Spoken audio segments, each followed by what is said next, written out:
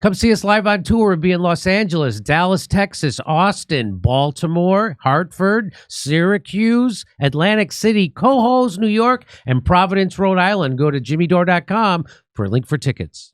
So this guy, Owen Jones, saw an interview with Joe Biden, and he's convinced that Joe Biden will go down in history as a monster. And Joe Biden kind of admits here that he's complicit in war crimes. Watch this. Joe Biden has admitted that Israel has committed grave war crimes. Not an exaggeration. This clip I'm going to show you should be treated for what it is. It is a confession of complicity in genocide. Take a listen. When I went to Israel, immediately after their attack by Hamas, 8 days later, whatever it was, and I told them we were going to help. And I said, but Bibi, I said, you can't be carpet bombing these communities. And he said to me, well, you did it. You carpet bomb, not his exact words, but you carpet bomb Berlin. You dropped a nuclear weapon. You killed thousands of innocent people because you had to in order to win a war. I said, but that's why we came up with the UN. New deals by which what we do relative to civilians and military. So that's also when we came up with the Geneva Conventions.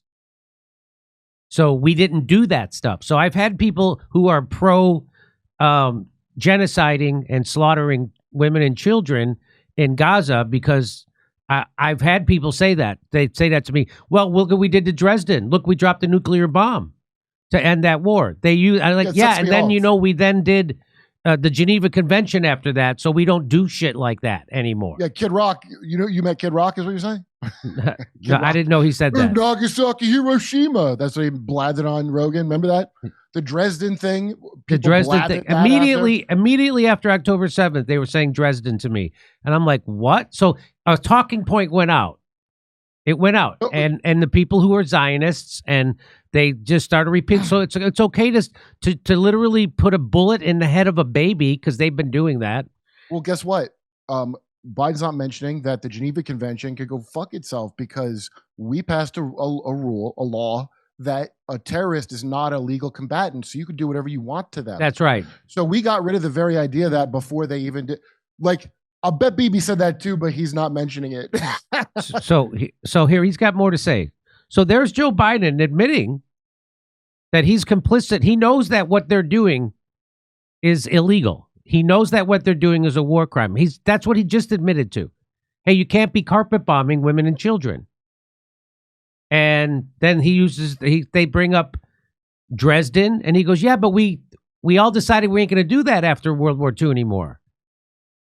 And to compare Hamas to the fighting power of the Nazi regime in Germany that had invaded country after country and took them over, to compare Hamas to that fighting machine is just, a joke. It's laughable.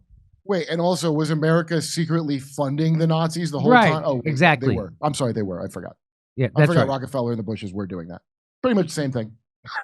So he was comparing 21st century war tactics, battle tactics, with World War II. Well, what he was really doing is he was going after me for saying you can't indiscriminately bomb civilian areas, even if the bad guys are there. Even if the bad guys are there, you can't take out 2, 10, 12, 1,500 people, innocent people, in order to get the one bad guy. Yeah, so Joe Biden knows what they're doing is wrong. He's telling you right now, you can't do that. So if there's one bad guy, you can't go slaughter 2,000 innocent people to get the one bad guy. You can't bomb a neighborhood. Just like that's why bank robbers take hostages. They just don't blow up the bank. That's the whole point of this. And he's telling you right now, even as demented as he is, he knows that's wrong. Even under the rules of war, he knows that's wrong. And he made a legitimate argument. His perspective said, look, these are the guys that kill my people. These are the guys that are all over in these tunnels. Nobody had any idea the miles of tunnels are down there. It's amazing what they built. And they're sometimes 200 feet under the ground. Only way to get to them is take out the places where they were. Or maybe stop funding them.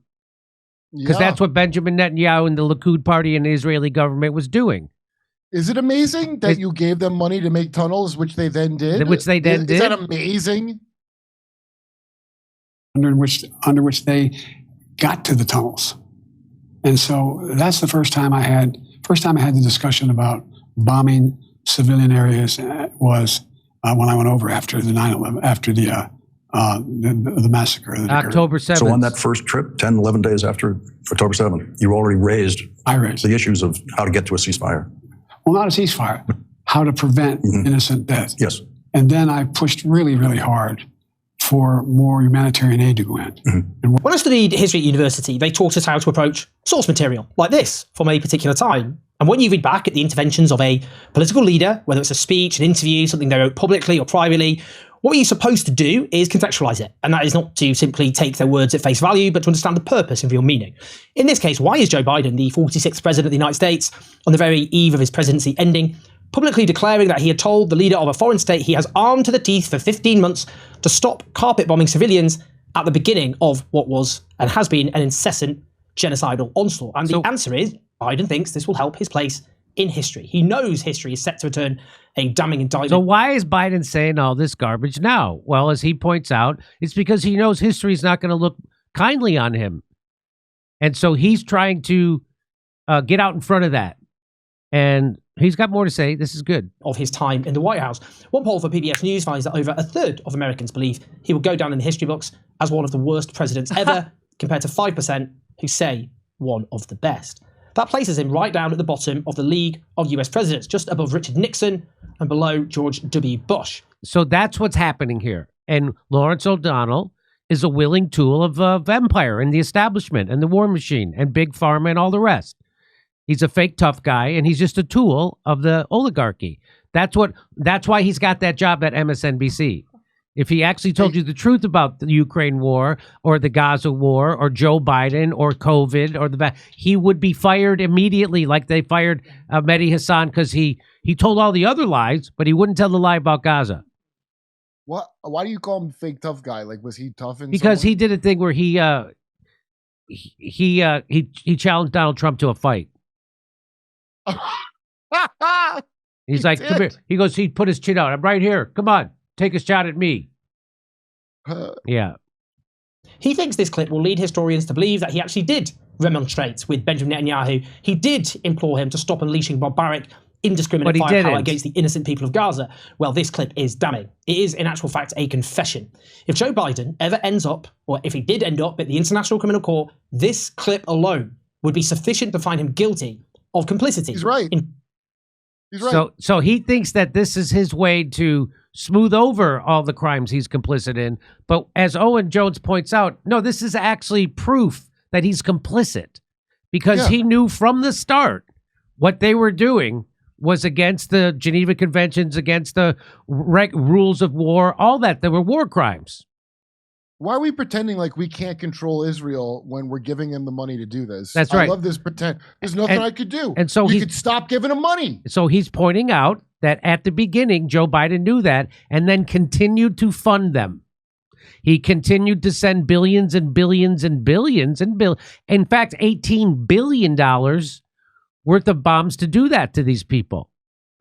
And even, so is there any more of this I want to play? War crimes, because it proves what should be obvious, that Joe Biden knew exactly what the Israeli state was doing from the very beginning. Now, Israel has been the biggest recipient of military aid of any foreign state in the post-war era, but since the 7th of October 2023, that's surged to nearly $18 billion worth since then, which is obviously a vast sum of money. The US sent thousands, for example, of £2,000 bombs to Israel since October 7th, despite knowing full well that they were slaughtering civilians en masse. The New York Times, which has had a dire record of reporting this horror, made clear in December 2023 that Israel was dropping £2,000 bombs on areas that Israel told civilians to flee to. On October... So Israel tells civilians, you better go over here to this refugee camp because we're going to bomb your neighborhood. And then they bomb the refugee camp. And even Wolf Blitzer, who is an AIPAC tool, I think he literally worked for AIPAC. Even he was shocked to find out that they were doing this, that they would tell people to leave their homes, go to a refugee camp because we're going to bomb your home. And then they would bomb the refugee camp. Watch it. Here's Wolf Blitzer talking about it.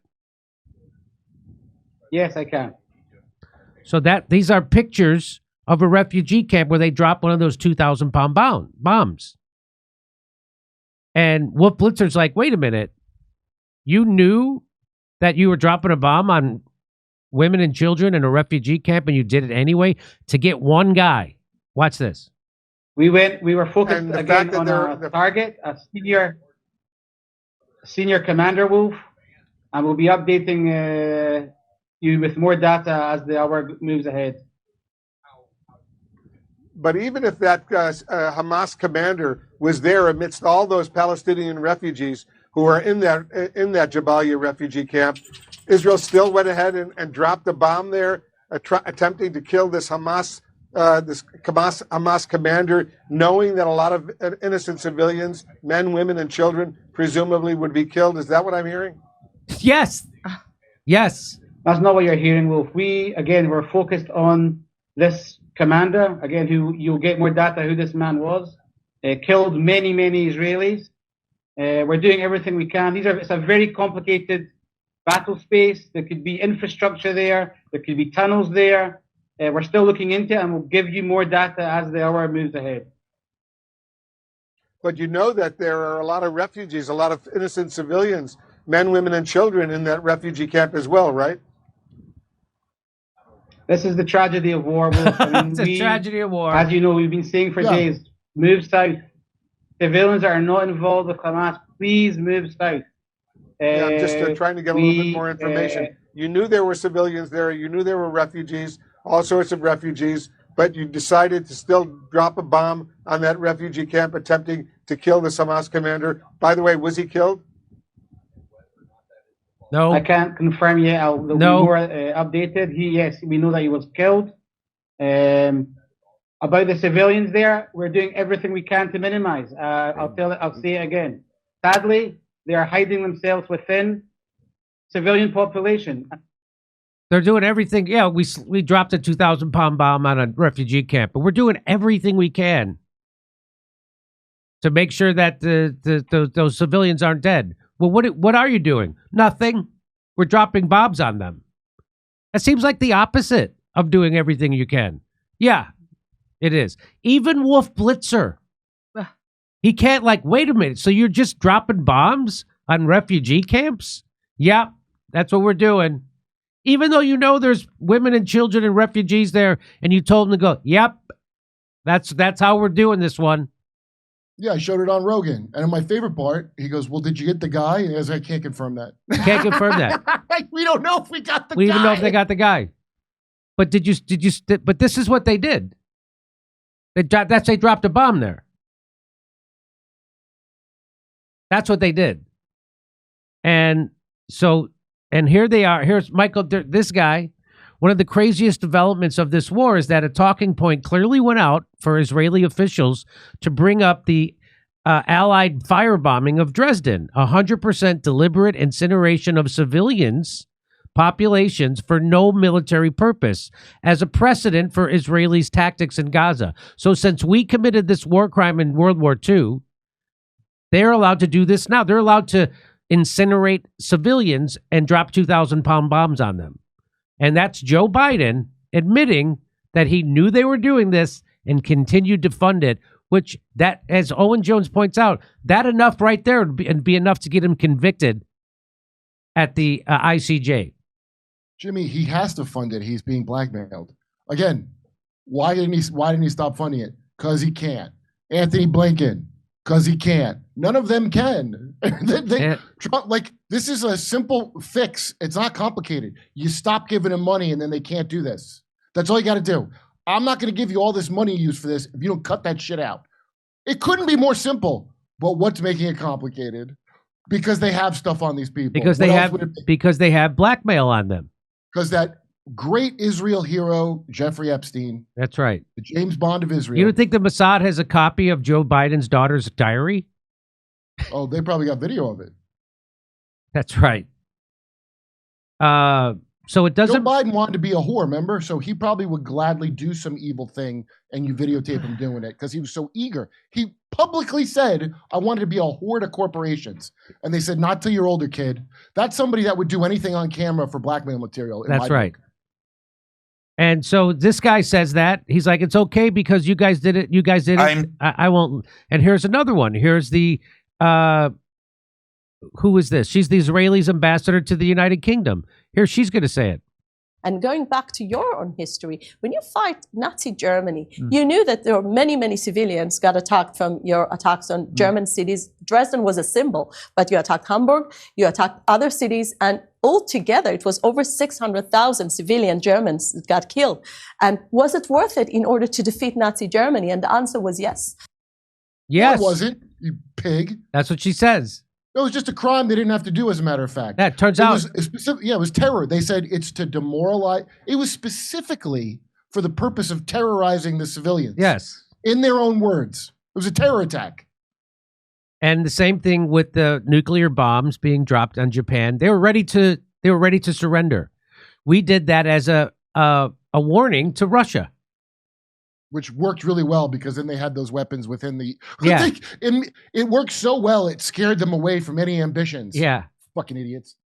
I've had people on panels at the Young Turks they're always pro-war.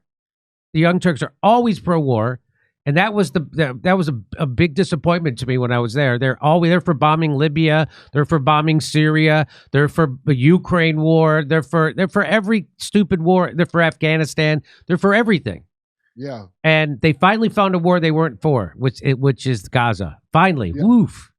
And so Betty Boo-hoo from that other show. But I had people say that the nuclear people on panels, senior members of the Young Turk staff, say that no, we had to drop the nuclear bombs on Japan because it saved lives. I'm not kidding. Even Ben Shapiro has the presence of screwed up mind to go, well, it arguably saved millions of lives. He at least throws in arguably. Yeah, because he knows it did not do that. That's why he's throwing that in. He's doing a propaganda argument. Well, the first propaganda when they dropped the first nuclear bomb was it saved 50,000 servicemen lives.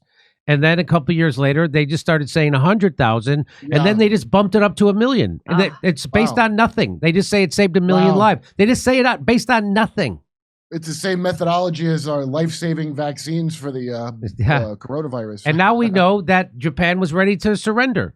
Come see us live on tour. We'll be in Los Angeles, Dallas, Texas, Austin, Baltimore, Hartford, Syracuse, Atlantic City, Cohoes, New York, and Providence, Rhode Island. Go to jimmydore.com for a link for tickets.